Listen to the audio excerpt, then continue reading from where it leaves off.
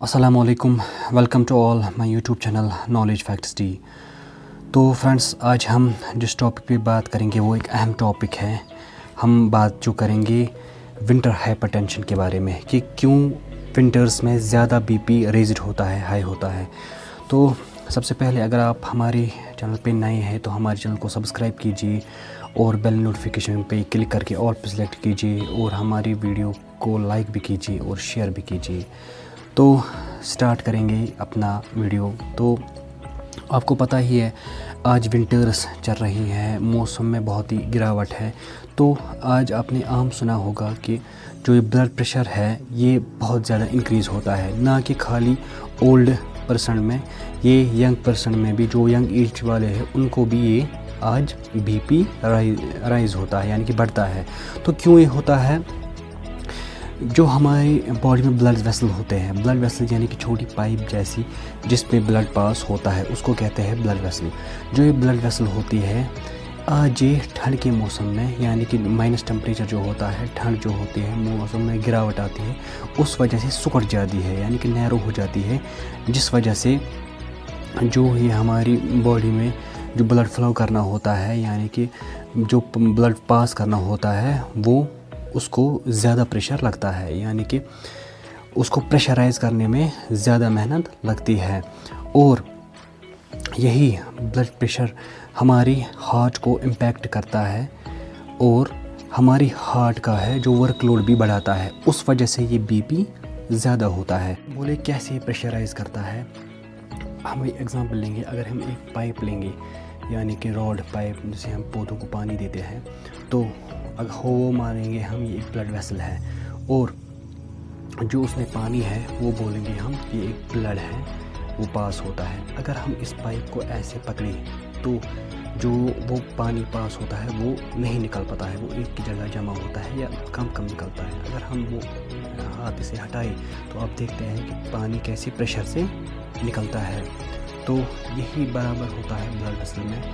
कैसे? जैसे मतलब सर्दी की वजह से ये सिकुड़ जाता है, तो और उसी वजह से जब ये मतलब उसको प्रेशर बनाना होता है ये जल्दी निकलता है, मतलब प्रेशर इसके साथ निकलता है, उस वजह से ये बीपी हमारा रेज होता है। हम सेकंड रीज़न की बात करें तो हमें, आपको पता ही है, हमारी जो आज फिज़िकल एक्टिविटी उतनी ज़्यादा नहीं होती है जितनी होनी चाहिए। हम ज़्यादातर बाहर नहीं निकलते हैं, उस वजह से हमें भूख ज़्यादा लगती है। और क्योंकि भूख क्यों लगती है? क्योंकि हमारी बॉडी को गर्माहट के लिए बहुत एनर्जी बनानी पड़ती है, उस वजह से हमको बहुत मतलब खाना होता है, उस वजह से हमें भूख भी लगती है। और जो ये मतलब हम फिर कुछ भी खाते हैं, मतलब हम फैट ज़्यादा खाते हैं, हम प्रोटीन डाइट ज़्यादा लेते हैं, हम बटर खाते हैं ज़्यादा, हम एग्स लेते हैं मतलब जिसमें ज़्यादा प्रोटीन हो, तेल ज़्यादा खाते हैं, घी खाते हैं, तो उस वजह से जो हमारा असर पड़ता है वो टीजी कोलेस्ट्रॉल पे पड़ता है, तो उस वजह से भी ये बीपी रेज़ड होता है। ये दो मेन काज है बीपी के, मतलब जो विंटर्स में रेज़ड होता है, ज़्यादा बढ़ते हैं। तो आप ये भी जानते होंगे कि विंटर्स में ज़्यादातर आप केसेस देखेंगे हार्ट अटैक की या हेमरेज की, जी मैं ब्लड प्रेशर रेज़ड की, ये ज़्यादा रेज होती है, इसी सी प्रॉब्लम होती है। अगर हम मतलब ये प्रिकॉशंस ना लें तो अब इस बीपी पे असर ज़्यादा मतलब पड़ सकता है, हमारा इफ़ेक्ट पड़ सकता है, मतलब ब्रेन स्ट्रोक आ सकता है या हेमरेज हो सकता है या लॉस ऑफ वॉइस, यानी कि हम आवाज़, खुदा न खास्ता कोई पेशेंट आवाज़ खो सकता है इससे अगर हेमरेज हो, या ये पैरालाइज हो सकता है इंसान अगर इससे एहतियात ना करे। तो हमें एहतियात करना होगा। में हम बात करेंगे कि हम कैसे प्रिकॉशन लें, कि हम कैसे एहतियात करें इसका। तो अगर हमें इस विंटर हाइपरटेंशन से बचना है तो पहले ही हमें सॉल्ट कम करना होगा, यानी कि अगर कोई मतलब हेल्दी पर्सन या कोई यंग पर्सन अगर वो सॉल्ट खाता है, अगर वो नमक खाता है 80%, तो उसको वो खाली 40% का लेना होगा, यानी कि आधा करना होगा। या अगर कोई बीपी का मरीज़ हो, हार्ट का मरीज़ हो, अगर वो मतलब अपना जो नमक वो 50% लेता है, उसको वो खाली 20% ही खाना होगा, यानी कि जितना वो नमक कम करे उतना उसके लिए फ़ायदा है, यानी कि हो गई नमक। दूसरा चीज़, हमें वेजिटेबल्स ज़्यादा लेने होंगे, हमें फ्रूट्स ज़्यादा लेने होंगे, ہمیں ویجیٹیبل جتنا ہم ویجیٹیبلس فروٹس کھائیں اتنا ہمارا بی پی کنٹرول میں رہے گا.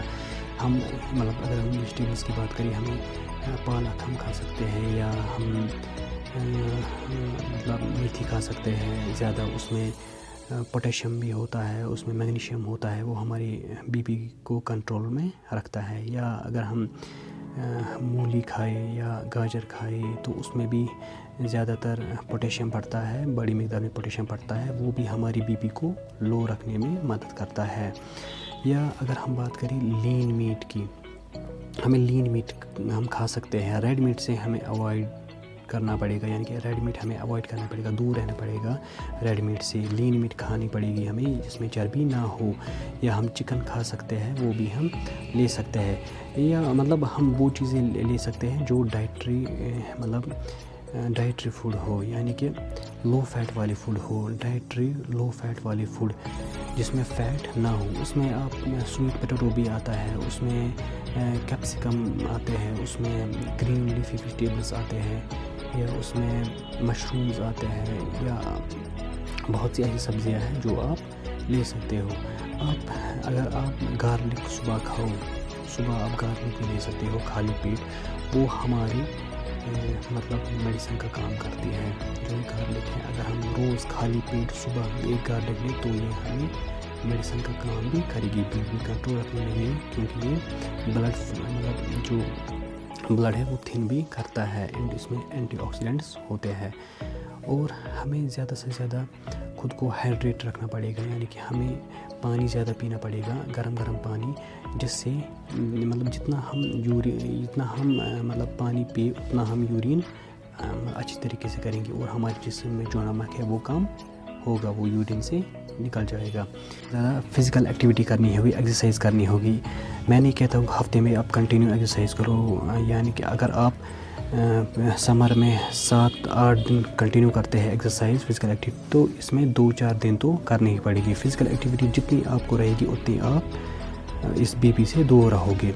یا جو بزرگ لوگ ہیں, یعنی کہ اولڈ ایج پرسن جو ہے, ان کو زیادہ باہر نہیں جانا چاہیے, کیونکہ جو ان کی باڈی ہیٹ ہے وہ زیادہ لاس ہوتی ہے ان ونٹرز میں, اور ان کو زیادہ خطرہ ہوتا ہے ان بی پی کو ریز ہونے میں.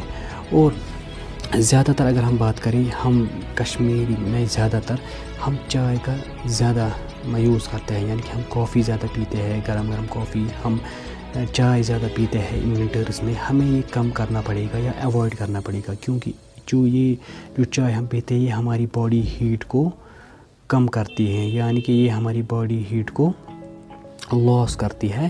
اس لیے ہمیں مطلب اگر ہو سکے ایوائڈ ہی کرنی چاہیے. اگر اب ایوائڈ نہ ہو سکے تو کم سے کم کرنی چاہیے, کہ اس باڈی لاس جو ہماری باڈی کی ہیٹ ہو وہ لاس نہ ہو. تو یہ تھے کچھ پریکاشن جو میں نے بولا آپ کو کہ کیا کرنا چاہیے, کیا پریکاشنز لینی ہیں اس ونٹر ہائپرٹینشن سے بچنے کے لیے.